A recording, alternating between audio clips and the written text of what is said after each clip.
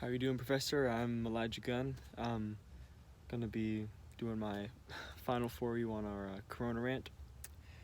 I'm trying to keep it short because I can talk for hours on these kind of topics with no problem and bore people to death. So hope you enjoy. But I talking about Russell Brand, the video that I just saw of him. I think I like his view. I like his view of the world and how it can benefit humanity, because I've personally seen in my life, even right now during this time, people that have not talked to their friends in years. Some people that my mom is a performer, she performed at Disney, and people that she hasn't talked to in 20 years or so, and they're getting every week, 2 days a week, getting on with their like 30 or 40 people and just talking about life and hanging out. People right down the street that we haven't talked to in 2 years now, FaceTiming and calling. His vision that that's a unique opportunity for humanity, I think is 100% correct. Um, I think this is a time where I believe in God, so I think it's a little more like God was like, all right, you're gonna get a timeout because y'all are crazy, and it's a good break for us to kind of reflect on the things that are most important in our lives, because we get so busy, caught up in the American lifestyle of going to this and going to that. I mean, personally, I would go to school, go to football, come home, do this, do that, go to track, go to a performance, go to this, go to Wednesday night, and then I didn't have time for anything, doing homework and that kind of thing. I didn't hang out with my family much. I kind of got very distanced from that, and I was basically in my own little world, going around.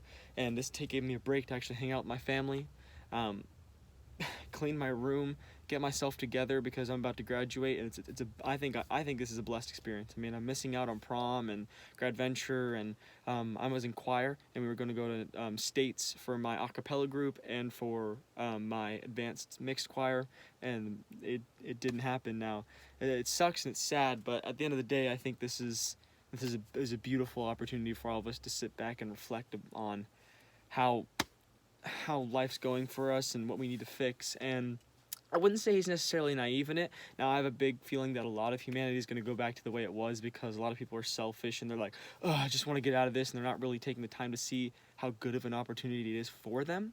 But I don't think he's naive. I think this will actually have a big impact on a lot of people, like a lot of celebrities at their houses, and they're like, I'm so used to going around like talk show hosts like Jimmy Fallon and stuff like that. They're like, I guess I have to do this to my kids at home, and they're forced to spend time with their family, forced to work out problems and that kind of thing.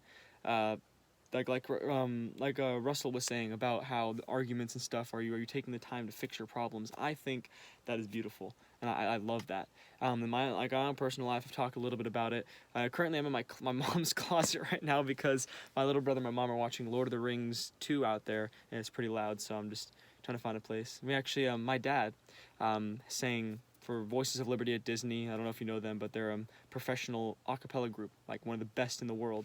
And he comes in here because it's kind of like a soundproof room with all my mom's clothes to record music and make soundtrack stuff. And I've been in here recording. I mean, if you can see right here, there's a mic here, and then there's a little pad down there to kind of play with the sound and stuff. But yeah, it's been really nice. I got to hang out with my dad, record some songs, play video games with my little brother, my older brother, talk to my mom, go on bike rides with them, which we haven't done since I was probably like 13. And it's actually been really nice. And how I perceive my future, it hasn't changed too much. It's just kind of gave me the time, like I said, to think about what exactly I want to do.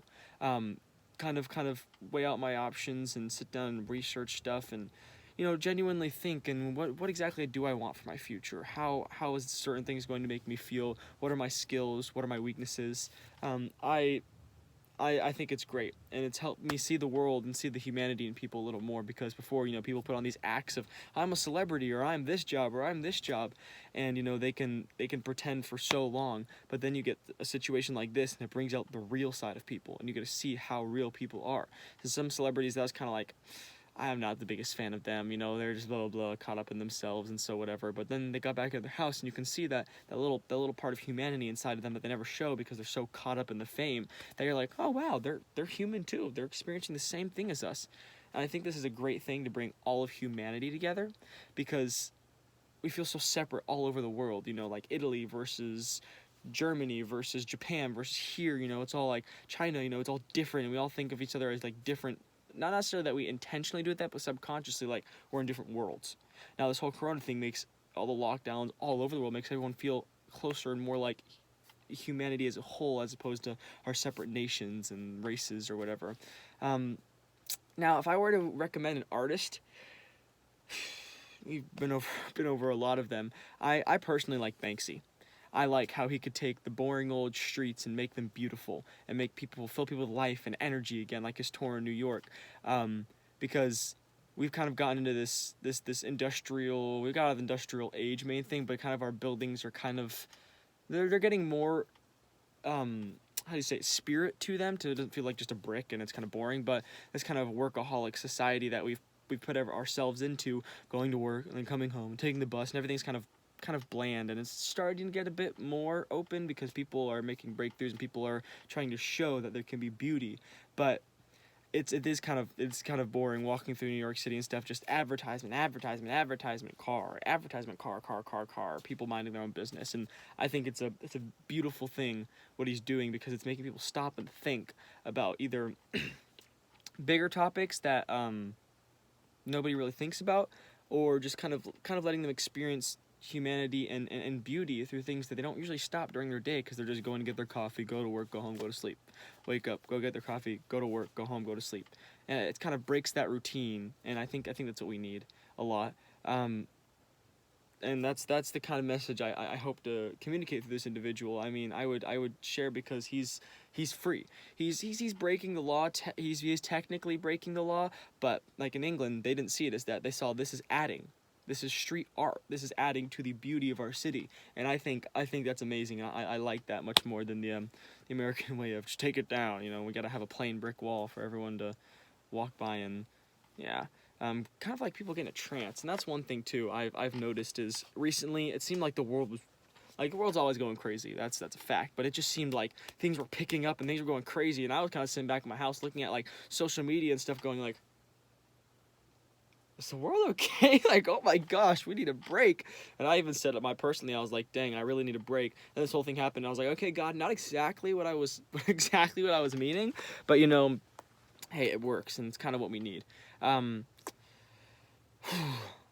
What I personally hope our nation and humanity gains out of this is we need to chill out. Like, honestly, we get so caught up in our materialistic ways and what we can buy and the next person we can have, or, oh, I want this line, or I have to do this for that, and in order to be good or happy in life, I have to own this. And it's kind of big for people to take a step back and be like, I'm alive. I'm a human. I have needs and I have desires, and I've been getting so caught up in all of this that there's this humans. I mean, I think one of the best things we can do in life is to serve.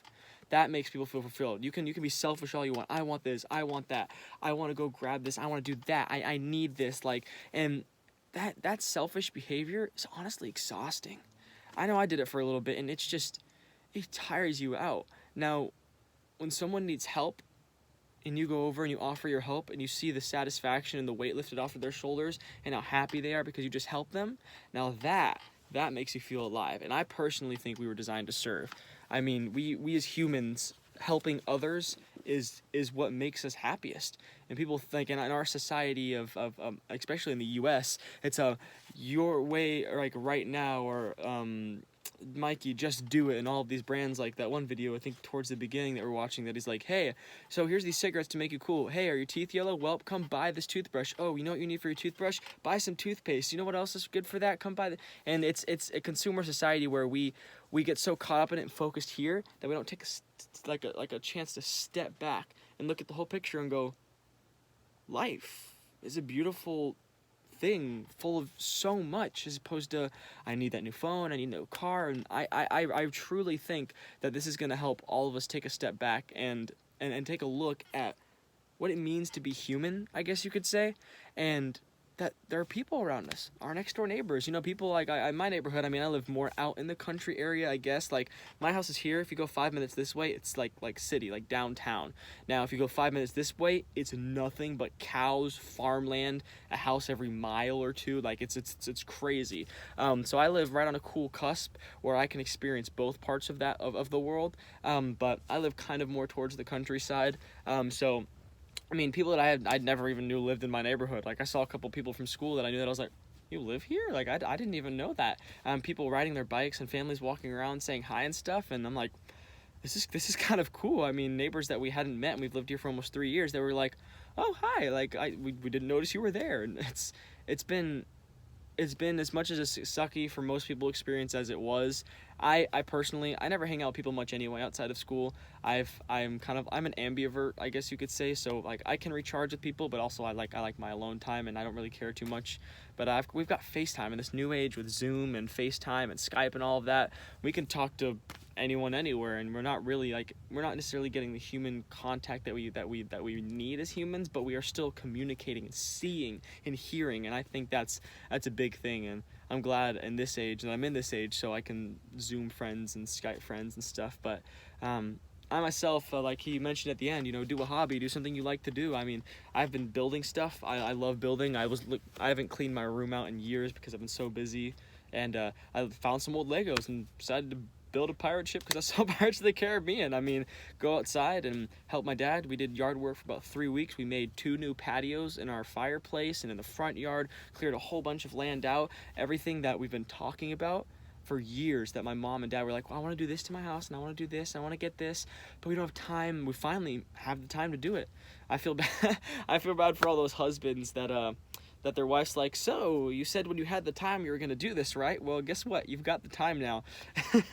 But yeah, I think this is an incredible opportunity for everyone in all of humanity, all across the world, to take a chill pill and realize what is most important in life. And Russell, I love his view of what humanity can be, and that we could hopefully raise a new generation that is a little more grateful, a little less self-absorbed, because I know after the millennial generation, just like with I mean, when Trump got elected, not necessarily that I'm a Trump supporter or whatever, I don't really dive too much into that, but I mean, colleges, these are full-grown people, men and women that they're men and women, but they're acting like children, that exams were canceled, and they were given Play-Doh, hot chocolate, blankets, and comfort dogs because they were so distraught that Trump won.